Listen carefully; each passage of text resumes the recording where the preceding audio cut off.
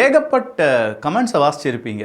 அந்த பக்கமாக மோடி அவர்களை எல்லாருமே திட்டியிருப்பாங்க. என்னப்பா மோடி அவர்களுக்கு இவ்வளோ தான் தைரியமா, இதே இது இந்திரா காந்தியாக இருந்தால் இவ்வளோ பண்ணியிருப்பாங்க அப்படின்னு சொல்லியிருப்பாங்க.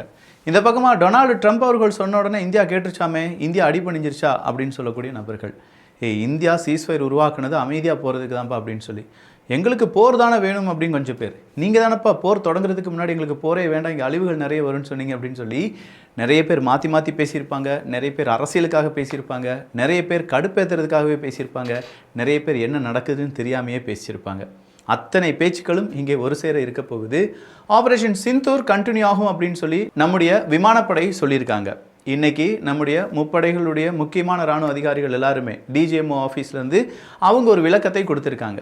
என்னெல்லாம் நடந்திருக்கு அப்படிங்கிறதும், இன்றைக்கும் சீஸ்ஃபயரை வயலேட் பண்ணாங்கன்னா என்ன நடக்கும் அப்படிங்கிறத பற்றியான திகில் நிறைந்த சில சம்பவங்களை சொல்லியிருக்காங்க. அது என்ன அப்படிங்கிறத இந்த ஒரு பதிவில் பார்க்க போகிறோம்.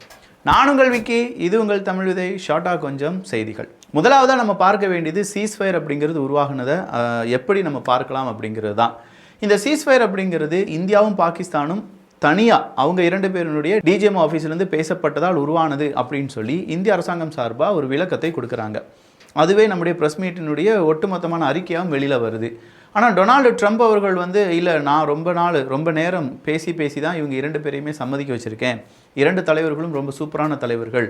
இந்தியாவும் எனக்கு பிடிச்சிருக்கு, பாகிஸ்தானும் எனக்கு பிடிச்சிருக்கு. இரண்டுமே சிங்கத் தலைவர்கள். இரண்டு பேர் கூடயுமே நான் ட்ரேடு இன்னும் அதிகமாக ட்ரேடு பண்ண விரும்புகிறேன் அப்படின்னு சொல்லி ஒரே நேரத்தில் இரட்டை குதிரை சவாரி செய்தார் டொனால்டு ட்ரம்ப் அவர்கள். 3 மணி நேரத்தில் இந்த சீஸ்ஃபயரை வயலேட் பண்ணுறாங்க பாகிஸ்தான்.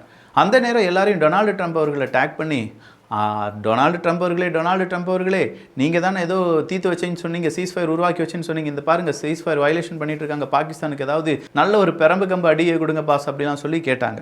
ஆனால் இங்கே இருக்கக்கூடிய சிக்கல் என்னென்னா, டொனால்டு ட்ரம்ப் அவர்கள் சொன்னதுனால தான் நம்ம சீஸ்ஃபயருக்கே வந்தோம் அப்படின்னு சொல்லி சில நபர்கள் சொன்னது தான். உண்மையிலே என்ன நடந்திருக்கும் அப்படிங்கிறதுக்கான 3 விதமான தியரி அப்படிங்கிறது வெளியானது. கிட்டத்தட்ட 150க்கும் அதிகமான தீவிரவாதிகளை கொண்டு இருக்கும். ஏகப்பட்ட இராணுவ வீரர்கள் உயிரிழந்திருக்கிறார்கள், பாகிஸ்தானுடைய இராணுவ வீரர்கள். நம்ம பக்கமாக 5 இராணுவ வீரர்கள் உயிரிழந்திருக்கிறார்கள் அப்படிங்கிற தகவல் நமக்கு வெளியிடப்பட்டிருக்கிறது. இந்த இராணுவ வீரர்கள், பாகிஸ்தானுடைய இராணுவ வீரர்களும் அங்கே இருக்கக்கூடிய தீவிரவாதிகளையும் கொன்ன பிறகு நாம் என்ன செஞ்சோம்னா, அவங்களுடைய அணு ஆயுதம் எங்கே இருக்குது, அவங்க அணு ஆயுதத்துக்கான ரிசர்ச் சென்டர் எங்கே இருக்குது, அந்த அணு ஆயுதத்தை ஏந்தி செல்லக்கூடிய F-16 விமானங்கள் போன்ற உயர் ரக விமானங்கள் எங்கே இருக்குது, அதனுடைய ஏர்பேஸ் எங்கே இருக்குது, இது எல்லாத்தையுமே பக்காவாக ஸ்கெட்ச் போட்டு நம்ம படை என்ன செஞ்சுருக்கு, இங்கேருந்து மிசைலை சும்மா உசுன்னு அனுப்பி விட்டுருக்காங்க. அந்த மிசைல் எதையுமே பாகிஸ்தானால் என்ன செய்ய முடியலை, தடுத்து நிறுத்த முடியலை. அதாவது அவங்களுடைய ஏர் டிஃபென்ஸ் சிஸ்டம் எல்லாம் டம்மி பாபா. எங்கேருந்து வாங்கி வந்திருக்காங்க அப்படின்னு பார்த்தா சீனாவிலேருந்து விலை கம்மியாக கிடச்சிருக்குன்னு சொல்லி வாங்கியிருக்காங்க. ஆனால் என்ன, இது எதுவுமே ஒர்க் ஆகலை.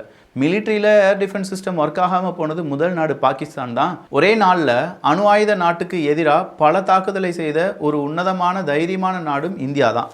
ஸோ இந்தியாவினுடைய இந்த அருமை பெருமை அப்படிங்கிறதெல்லாம் கொஞ்சம் கொஞ்சமாக வெளியில் வர, பாகிஸ்தானுடைய சொதப்பல்கள் எல்லாமே வெளிவர ஆரம்பிக்குது.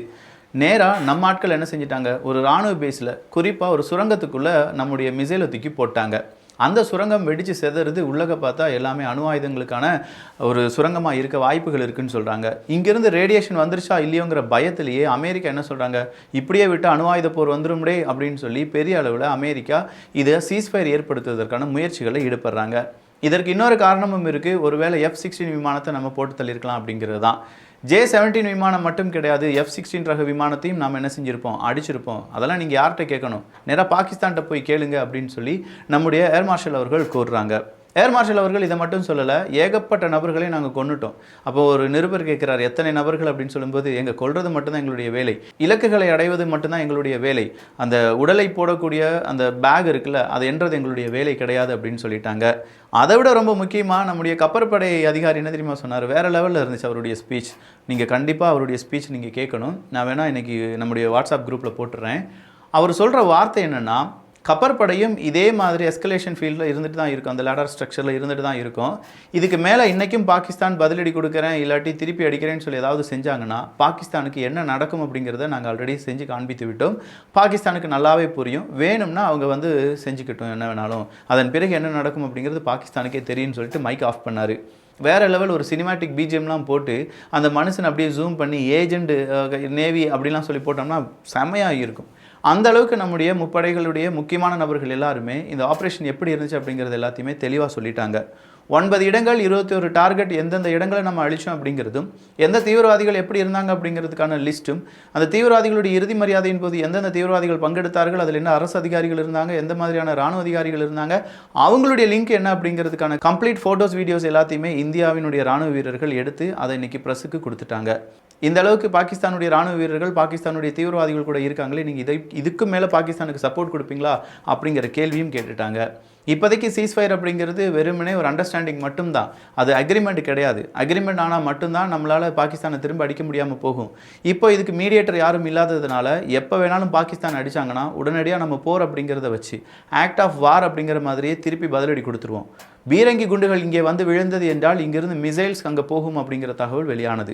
இன்னைக்கு ரொம்பவே முக்கியமான தினம். 11ஆம் தேதி நம்முடைய ராஜ்நாத் சிங் அவர்கள் உத்தரப்பிரதேசத்தில் லக்னோவில் பிரம்மோஸ் ஏவுகணையை தயாரிக்கக்கூடிய அந்த ஃபேக்டரியை திறந்து வைக்கிறாரு. வருடத்திற்கு 80லேருந்து 110 பிரம்மோஸ் ஏவுகணைகளை நம்மளால் உருவாக்க முடியும், இனி பார்த்துக்கப்பா எங்களுடைய ஆட்டத்தை அப்படின்னு சொல்லி ராஜ்நாத் சிங் அவர்கள் சொன்னதோடு மட்டும் இல்லாமல் அடுத்தது அவர் சொல்கிற ஒரு வார்த்தை இருக்குது. எங்களுக்கு எதிராக இனி ஏதாவது காய் நகர்த்துகிறீர்கள் என்றால் அவங்களுக்கு எதிரான நடவடிக்கை சாதாரணமாக இருக்காது, 10 மடங்கு அதிகமாக இருக்கும், அதற்கான சாம்பிள் தான் நாங்கள் இப்போ கொடுத்துருக்கோம் அப்படின்னு சொல்லி பாகிஸ்தானுக்கு பகிரங்க எச்சரிக்கையை ராஜ்நாத் சிங் அவர்கள் கொடுத்திருந்தார். JF-17 பாகிஸ்தானுடைய முக்கியமான விமானங்களை வீழ்த்தி விட்டீர்களா அப்படிங்கிற கேள்விக்கு நம்முடைய முப்படை தளபதிகளும் சொல்லியிருந்தாங்க. எஸ், வீழ்த்தி விட்டோம். 4th ஜென்ரேஷன் மட்டும் கிடையாதுங்க, அதை விட ஹைடெக் விமானத்தெல்லாம் நம்ம வீழ்த்தி இருக்கிறோம் அப்படிங்கிறது எங்களுக்கு தெரியும், அதை பாகிஸ்தானே வந்து அறிவிப்பார்கள் அப்படின்னு சொல்லி ஒட்டுமொத்தமான விஷயத்தை பாகிஸ்தானுக்கு தூக்கி கொடுத்துட்டாங்க. ஸோ இங்கே ஒரு விஷயம் நல்லா புரியுது, அமெரிக்கா இங்கே சீஸ்ஃபயர் உருவாக்குனாங்க, அமெரிக்கா தான் காரணம் அப்படிங்கிறது சின்ன ஒரு ரீசன் மட்டும்தான். ஏன்னா அணு ஆயுதம் இருந்த இடத்த நம்ம அழிச்சிட்டோம், அந்த இடத்த ஒட்டுமொத்தமாக அழிக்க ஆரம்பிச்சிட்டோம். அதே மாதிரி அணு ஆயுதத்தை ஏந்தி செல்லக்கூடிய விமானங்கள் அதனுடைய ஏர்பேஸையும் நம்ம அழிச்சிட்டோம் அப்படின்னு சொன்னோன்னே பாகிஸ்தானுக்கு வேறு வழியே இல்லை. அந்த விமானங்களில் F-16 இருந்ததுக்கான வாய்ப்புகள் இருக்குது அப்படின்னு சொல்லி அந்த இன்ஃபர்மேஷன் அமெரிக்காவுக்கு போன உடனே அதுவும் அமெரிக்காவுக்கு பதட்டத்தை ஏற்படுத்தியிருக்கலாம். இப்படி எல்லாம் சேர்ந்து தான் இந்தியாவை உடனடியாக சீஸ்ஃபயர் செய்யுங்க அப்படின்னு சொல்லி அமெரிக்காவும் பாகிஸ்தானும் சொன்னதற்கான வாய்ப்பாக இருக்கும் அப்படின்னு சொல்லப்படுது. எது எப்படி இருந்தாலும் ப்ரிசைஸ் தாக்குதலில் இந்தியா முன்னிலை அடைந்திருக்கிறார்கள். என்னதான் ஏர் டிஃபென்ஸ் சிஸ்டத்தை பல நாடுகள் அயன்டோம் அப்படின்னு சொல்லி இஸ்ரேலும் இந்த பக்கமாக தாட் அப்படின்னு சொல்கிற மிசைல் எல்லாமே அமெரிக்காவும் வைத்திருந்தாலும் அதெல்லாம் தாண்டி இந்தியாவினுடைய ஏர் டிஃபென்ஸ் சிஸ்டம் பக்காவாக இந்த உலகத்தில் ஒர்க் ஆகிருக்கு அப்படிங்கிறத உலக நாடுகள் தெரிந்து கொள்வதற்கும் புரிந்து கொள்வதற்கும் அவங்க உலக நாடுகள் எல்லாருமே இதை ஸ்டடி பண்ணுறதுக்கும் ஒரு முக்கிய காரணமாக இந்த யுத்தம் அப்படிங்கிறது மாறி இருந்தது. ஆகாஷ் தடுப்பு ஏவுகணை அப்படின்னு சொல்கிறது இன்றைக்கி வேர்ல்டு ஃபுல்லாக ஃபேமஸ். சொல்லப்போனால் அதற்கான ஆர்டர்ஸ் நமக்கு கிடைக்கிறதுக்கான வாய்ப்புகளும் அதிகமாக இருக்குது அப்படின்னு சொல்கிறாங்க. ஒட்டுமொத்தமாக இந்தியாவினுடைய நிலைப்பாடு என்ன அப்படிங்கிறது இந்தியா அறிவித்து விட்டார்கள். இந்தியா கொடுத்த பதிலடி என்ன அப்படிங்கிறதையும் இந்தியா அறிவித்து விட்டார்கள். இதுக்கு மேலே நீங்கள் ஏதாவது சீஸ்ஃபயர் வயலேஷன் செஞ்சீங்கன்னா அதற்கான பதிலடி சாதாரணமாக இருக்காது அப்படின்னு சொல்லி இந்தியாவினுடைய மிரட்டலும் அங்கே சென்றிருக்கிறது. ஊடகங்கள் ஒவ்வொன்றும் ஒவ்வொரு விதமான செய்திகளை வெளியிடும்போது பாகிஸ்தானுடைய பிரைம் மினிஸ்டர் அவர் என்ன செய்கிறாரு, இந்தியா தோற்றுவிட்டது, இந்தியா ஒரு கோழை, பாகிஸ்தான் ஜெயித்து விட்டது, ஜெய் பாகிஸ்தான் அப்படிலாம் சொல்லி பாகிஸ்தானுக்கு பெரிய அளவில் முட்டு கொடுத்தாரு. ஆனால் அந்த முட்டுக்கள் எல்லாமே சும்மா வாயில் வடை சுடுறது அப்படின்னு சொல்லுவாங்க, அது மட்டும்தான். ப்ரூஃப் அப்படிங்கிறது எதுவுமே இல்லை. இந்தியாவை பொறுத்த வரைக்கும் ஒரு ப்ரூஃப் 2 ப்ரூஃப் இல்லை, நம்ம அடித்த எல்லாத்துக்குமே ப்ரூஃப் கொடுக்குறோம். எந்த மாதிரியான சேட்டலைட் இமேஜஸ், பிஃபோர் என்ன ஆஃப்டர் என்ன, எந்த இடத்துல அடித்தோம், எப்படி அடித்தோம், எவ்வளோ இழப்புகளை பாகிஸ்தான் பெற்றிருக்கும் அப்படிங்கிற கம்ப்ளீட் டீட்டெயில்ஸை இன்னைக்கு நடந்த அந்த முப்படைகள் இல்லாட்டி DGMO ஆஃபீஸ்லேருந்து வந்த தகவலின் அடிப்படையில் செய்தி மீட்டில் எல்லாத்தையுமே போட்டு உடைச்சிட்டாங்க. இதில் பாகிஸ்தானுடைய கொஞ்சம் நெஞ்சம் மீதம் இருந்த அந்த இமேஜ் எல்லாமே டம்மியாக மாறியது என்பதும் குறிப்பிடத்தக்கது. அமெரிக்கா இதுக்கு மேலேயும் சீஸ்ஃபயர் இல்லாட்டி சீஸ்ஃபயர் வயலேஷனை எதிர்த்து கேள்வி கேட்பாங்களா, இந்தியாவுக்கு எதிரான நடவடிக்கையில் மட்டும்தான் அமெரிக்கா இருப்பாங்களா அப்படிங்கிறதெல்லாம் போக போக தெரியும். ஒரு நாட்டுக்கு யுத்தம் வரப்போகிறது என்றால் நண்பனாக இல்லாவிட்டாலும் பகைமையாகவோ துரோகியாகவோ இல்லாமல் இருக்க வேண்டும். இந்தியாவுக்கு துரோகிகள் அதிகம் அப்படிங்கிறது தெரியும். அந்த லிஸ்ட்டில் அமெரிக்காவினுடைய சில நபர்களும் இப்போது சேர்ந்து வருகிறார்கள் என்பதும், ஒரு வேளை அந்த லிஸ்ட் இன்னும் பெருசாகுது அப்படின்னா அமெரிக்காவுக்கு தெரியாமலே இந்தியா பதிலடி கொடுக்க வேண்டியிருக்கும் அப்படிங்கிற தகவலும் இந்தியாவின் சார்பாக கொடுக்கப்பட்டிருக்கிறது. எது எப்படி இருந்தாலும் சீஸ்ஃபயர் அப்படிங்கிறது இந்தியாவும் பாகிஸ்தானும் சேர்ந்து உருவாக்குனது தான். இதற்கு அமெரிக்காவினுடைய சம்பந்தம் கிடையாது. ஆனால் டொனால்டு ட்ரம்ப் அவர்கள் ஒருவேளை பேசியிருக்கலாம். அதை மீறி இந்தியாவை கட்டுப்படுத்த அமெரிக்காவால் முடியுமா அப்படின்னு கேட்டால், இல்லை காஷ்மீர் பிரச்சனை இப்படியே விட்டுருங்க அப்படின்னு சொன்னால் அதெல்லாம் கேட்குறதுக்கு நாங்கள் தயாராக இல்லை, யார்கிட்டையாவது போய் சொல்லிக்கோங்க, எங்கள் நாட்டினுடைய பாதுகாப்பு எங்களுக்கு தெரியும் அப்படின்னு சொல்லி இன்றைக்கி நம்முடைய பிரைம் மினிஸ்டர் மோடி அவர்கள் சொன்னது பெரிய அளவு வைரல் தான்.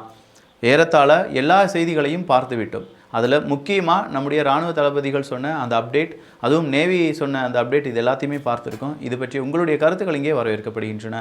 எல்லோரும் தமிழ் விதையில் இணைந்திருங்கள். நல்லதை பகிர்ந்து நல்ல சமுதாயத்தை உருவாக்குவோம். நன்றி, வணக்கம்.